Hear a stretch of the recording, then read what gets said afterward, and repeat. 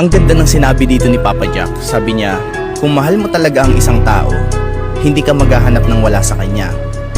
Makukontento ka kung anong meron siya. Tatanggapin mo kung anong maibibigay niya. Kaya nagmahal ka dahil may nararamdaman ka at hindi dahil may kailangan ka. Gusto kong pakinggan mo ng maigi to. Kung totoong mahal ka ng isang tao, hinding-hindi yan maghahanap ng mga bagay na kulang sa'yo or yung mga bagay na wala ka. Kasi ang totoong pagmamahal, marunong makontento at tatanggapin ka ng buong buo. Pero ito yung masakit na katotohanan. Maraming tao hindi naman talaga nagmamahal. Nangangailangan lang. Kaya galit ka. Madalas nadidisappoint ka.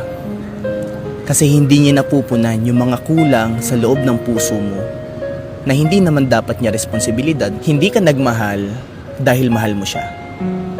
Minahal mo siya dahil may gusto kang makuha. Tapos nung hindi niya nabigay, inisip mo na agad na hindi siya yung tamang tao para sa'yo. Real talk, hindi trabaho ng ibang tao na buuin ka.